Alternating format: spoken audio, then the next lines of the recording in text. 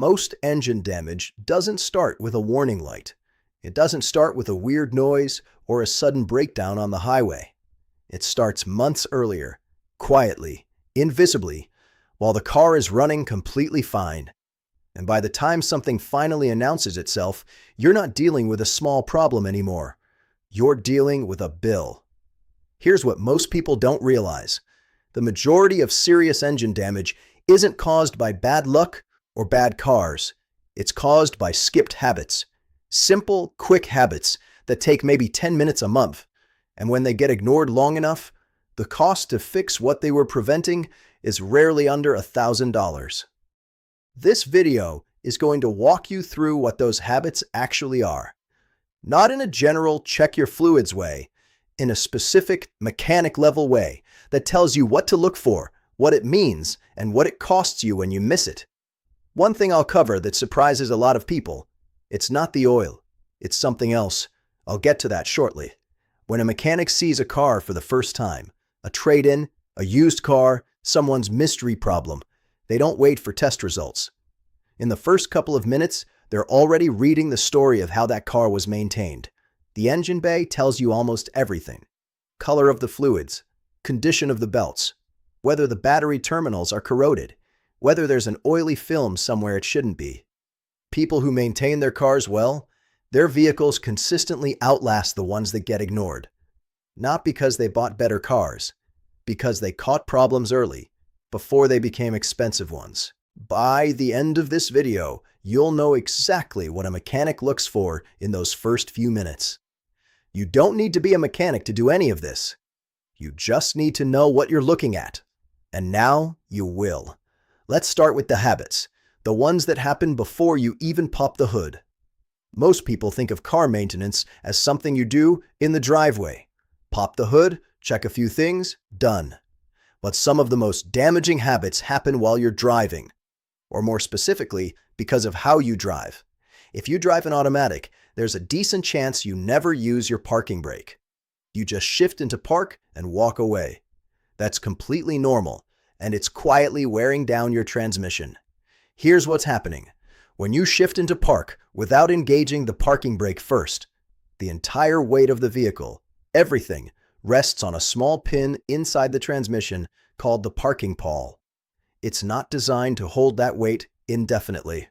Do it on an incline, even a slight one, and that stress is concentrated on a single point every single time. The fix is almost embarrassingly simple. Set the parking brake before you shift into park. That's it. The weight transfers to the brakes, which are built for it, instead of the transmission, which isn't. 2 seconds, every time. This one is less obvious, but it matters more than most people think. Every time you start a cold engine and drive for less than 10 to 15 minutes, a quick run to the store, a short school drop-off, a nearby errand, your engine never fully reaches operating temperature. And that creates a problem. When an engine runs cold, condensation forms inside, moisture builds up in the oil, combustion byproducts linger in the crankcase. On a longer drive, the heat burns all of that off. On a short trip, it just sits there, slowly degrading the oil and creating the kind of internal buildup that shortens engine life over time. This doesn't mean short trips are ruinous, but if short trips are most of your driving, make a point to take one longer highway drive every month or so. Let the engine breathe. Let it actually get hot. Your oil will thank you. Now here's the one that catches a lot of people, and it's not about running out of gas. It's about regularly running low. On most modern cars, the fuel pump sits inside the gas tank. And one of the ways it stays cool while it's running is by being submerged in fuel. The gasoline itself acts as a coolant and a lubricant for that pump. When you habitually drive with the gauge near empty or regularly dip below a quarter tank, the pump is working harder, running hotter, and wearing faster than it needs to. Over months and years of that pattern, fuel pumps fail earlier than they should. Fuel pump replacement, depending on the vehicle, typically runs somewhere between $400 and $900 in parts and labor, sometimes more on trucks and SUVs where access is harder. The prevention: stay above a quarter tank. That's the whole habit. Those are the driving habits. Now let's open the hood, because this is where most early warning signs are just sitting, waiting to be noticed. A lot of people feel intimidated by the engine bay. It looks complicated. But here's the thing. You're not diagnosing anything. You're just looking. And most developing problems give you a visual signal before they become a real failure. Pop the hood. Give it 30 seconds. You're looking for anything that looks off. A wet or oily patch on the engine surface. Discoloration around a hose or fitting. White residue near the coolant reservoir. Corrosion on the battery terminals. You don't need to know what every component is. You just need to notice if something looks different than it did last month. Anything wet that shouldn't be wet.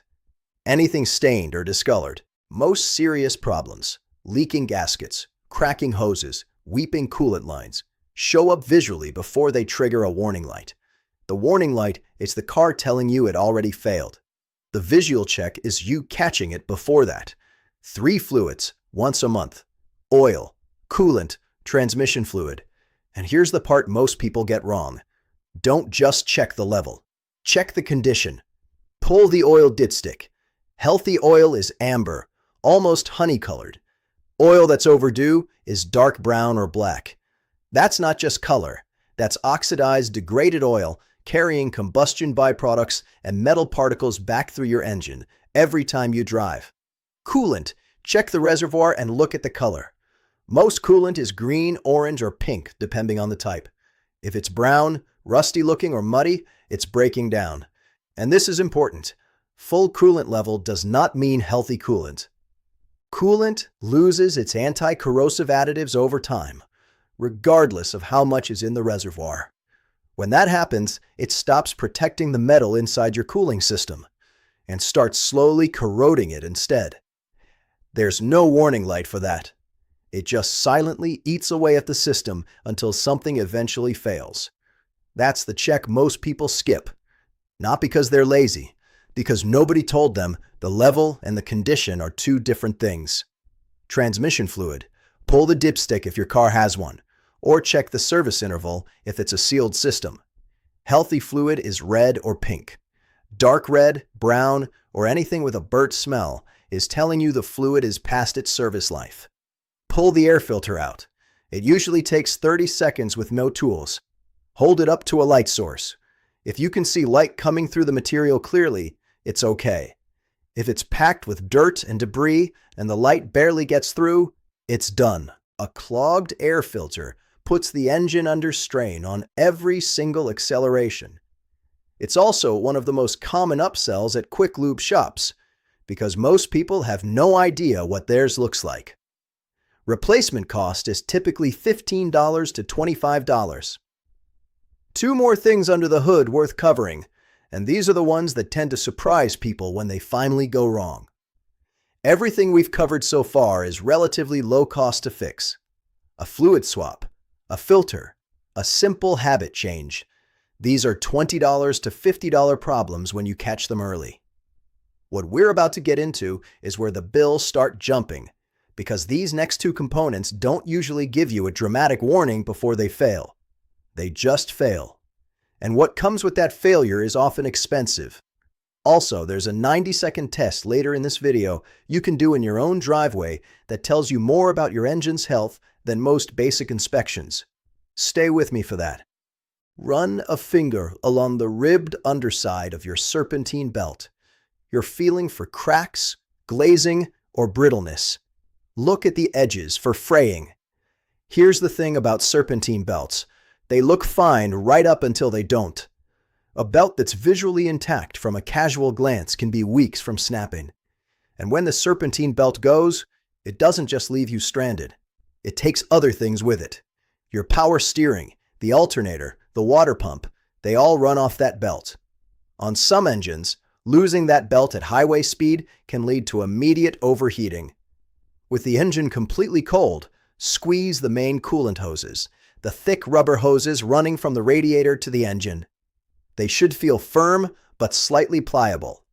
A hose that feels mushy or collapses under light pressure or feels rock hard and brittle, it's past its life.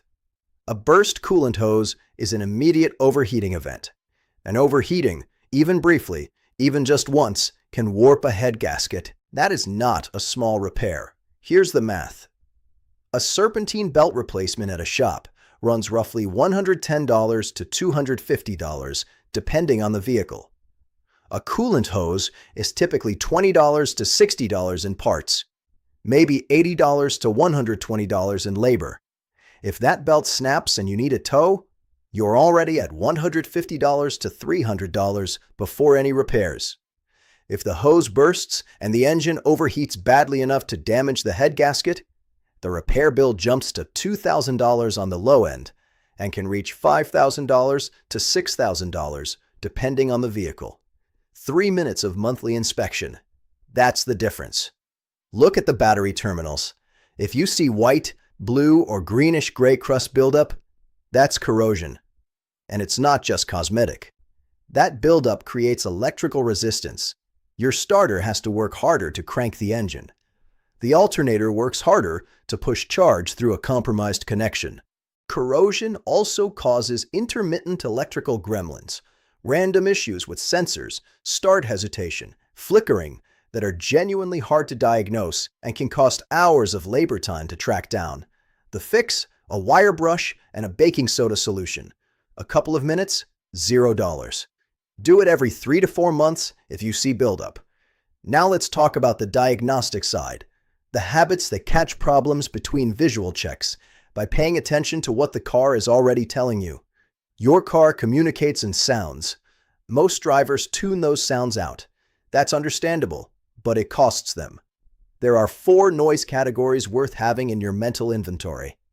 A knock coming from low in the engine, under the hood, deeper sound is serious. It's often a sign of bearing wear or oil starvation, and it doesn't get better on its own. A tick on startup that goes away as the engine warms could be valve train noise related to oil pressure. A squeal on cold start that fades, often a belt or pulley. Could be tension, could be wear. A rumbling or grinding at speed that changes with vehicle speed, not engine speed. That's often a wheel bearing, not an engine issue. You don't have to diagnose this yourself. You just have to notice it early enough that you have options, instead of waiting until the problem is an emergency and your options are gone. Once a month, do a slow walk around after the car has been sitting. Look at the pavement underneath it. A small puddle of clear water near the front passenger side in summer? That's AC condensation. Completely normal. Anything with color or a smell is a different conversation. Here's a quick reference. Brown or black fluid pooling toward the front center of the car. That's typically oil. Green, orange, or pink near the front. Coolant. Red or brown toward the middle or rear. Transmission fluid or power steering. Pale yellow near a wheel. Brake fluid. If you see that one, don't ignore it. Brake fluid leaks are a safety issue, not just a maintenance issue. Okay, here's the one I mentioned earlier. And this is genuinely the kind of thing most people have never been shown. Engine warm. Car in park. Sit still and listen to the idle for about 20 seconds. It should be smooth and consistent. Not hunting, meaning it doesn't rise and fall rhythmically. Not stumbling or rough. Now give it a gentle, controlled rev up to roughly 2,000 to 2,500 RPM. Not a hard rev, a smooth, gradual push. Then let it fall back to idle on its own. Watch how it drops.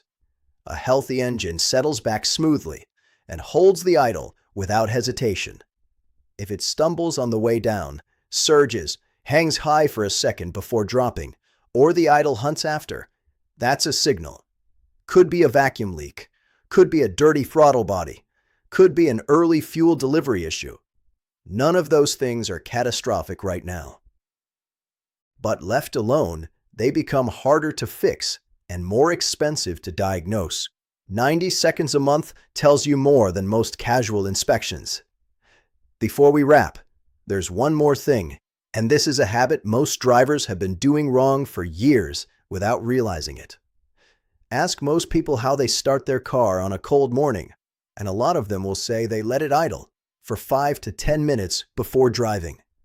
Give it time to warm up, protect the engine. That instinct made sense decades ago when cars used carburetors that needed time to stabilize fuel delivery in cold air. Modern fuel-injected engines don't work that way. Here's what actually happens when you idle a cold fuel-injected engine for a long time. The oil warms up slowly at idle, slower than it does under light driving load. The transmission, wheel bearings, and differential don't warm up at all while you're sitting still. And on direct injection engines, extended cold idling contributes to carbon buildup on the intake valves because the fuel injector doesn't wash them during the combustion cycle. The right approach? Start the engine. Give it about 30 seconds for oil to circulate through the system. Then drive. Gently. Keep the RPMs under 2,000, avoid hard acceleration, and let the temperature gauge climb naturally to operating range while you're in motion. That's it. That's the warm-up. It takes 2 to 3 minutes of easy driving instead of 5 to 10 minutes of sitting and idling. That's not a minor tweak. On some engines, that habit change alone reduces wear on internal components over the long run. Now here's something worth addressing, because I know some people watching this are thinking it. I've owned my car for 3 years, and I've skipped half of these things and it runs fine. Yes, and it probably will, until it doesn't. The thing about cumulative wear is that it doesn't announce itself in real time. It builds up quietly, in the oil, in the coolant system, in the belt fibers, in the battery connections, and then it shows up all at once, usually when you're not prepared for it and can least afford it. Prevention isn't about fear, it's about control. It's about being the person who knows what's going on with their car, instead of the person who finds out at the worst possible moment. Here's everything we covered, in order. 10 to 12 minutes, once a month. 1. Check your oil level and the color. Healthy oil is amber. Black oil is overdue. 2. Check coolant level and color. Brown or rusty coolant is breaking down regardless of how full it is. 3. Check transmission fluid level and smell. Bird smell means it's past due. 4. Do a visual engine bay scan. Anything wet, oily, or discolored that wasn't there before. 5. Pull the air filter. If you can't see through it, replace it. 6. Run a finger along the serpentine belt. Feel for cracks or brittleness. 7. Squeeze the coolant hoses cold. Mushy or rock hard means they're done. 8. Check the battery terminals. Any white or green crust gets cleaned off. 9. Check tire pressure when the tires are cold, before you drive, not after. Cold pressure is the real number. 10. Walk around and look under the car. Look for any fluid on the ground. 11. Do the 90-second idle and rev test. That's the full routine. Not complicated, not expensive, just consistent. You've now got the complete monthly system. You know what to check, what to look for, and what it costs when those checks get skipped. But there's one fluid on your car that most owners barely think about until the car starts behaving strangely. And by that point, the damage is usually already done. Transmission fluid has warning signs, specific ones, that most people would recognize if they knew what to look for. The color, the smell, the way the car shifts, a barely noticeable hesitation when it moves through gears. Those are early signals, and catching them early is the difference between a fluid service and a transmission rebuild. I put a video together on exactly that, what your transmission fluid is actually telling you, and how to catch the warning signs before it becomes a $3,000 problem. It's linked right here. If you just watched this whole video, that one is the natural next step.